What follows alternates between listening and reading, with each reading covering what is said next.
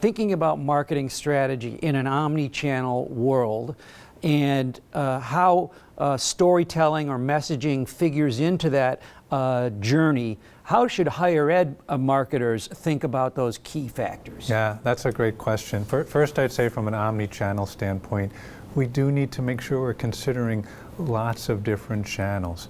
And we got to think about where our prospective students are. So it's social, it's local, it's digital, it's paid, it's organic.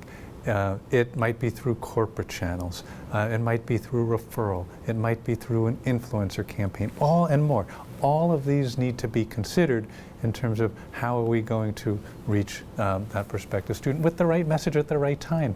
I talked about vertical and horizontal differentiation, and what I would recommend higher ed marketers do is put together a messaging map, and I envision almost like a big chest of drawers, right? And there are drawers that go across and there are drawers that go up and down, and the up and down drawers I think about as the funnel. So you have awareness, you have consideration, maybe they've inquired, maybe they've applied, maybe they've enrolled, and that's going up and down.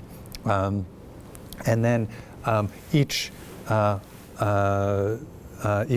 of vertical set of drawers now is about the programmatic messaging or the total brand messaging for the school. So what you need to think about is who are you talking to, where are they in the funnel, what program or what are the brand elements that they might be interested in.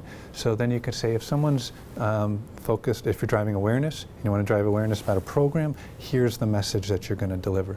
If somebody has already applied and you're probably now down to a selection set of maybe 2 or 3 schools that you're competing against, what are the value props that programmatically show that your school is better and different, and you deliver that message.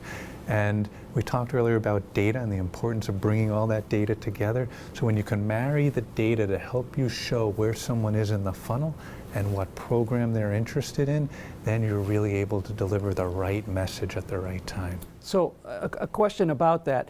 Because of technology, programmatic, the ability to power a omni-channel strategy is much more efficient these days. But because all of these channels exist, does that mean the higher ed marketers should be operating in all of them, or how do they discriminate whether certain channels make better use of their money? Yes, and that's where I think data comes in and plays a huge part.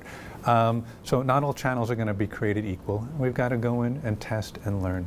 And schools need to think about what data is important and what they need to collect. And I see a lot of schools where they think, oh, we've got data, but they haven't necessarily thought through what's important. So things like, should our data be broken out programmatically or not? Are we looking for performance data to the inquiry? Are we looking for performance data to the application or the enrollment? Are we taking in cost data? Are we doing it at a channel level or at a campaign level?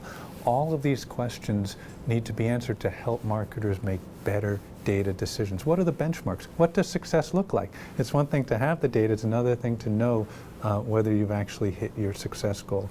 At Collegis, we have a system we call Connected Core, where we're able to bring different data from different systems all together to tell a cohesive story about marketing performance, admissions performance. So think about marketing performance, it's how the dollars are spent to bring in people who are interested in the school, but then once they're interested in the school, what's that admissions process look like? And our data systems and reporting systems are able to break things out along the way. So it's not one jump from they've inquired to they've enrolled.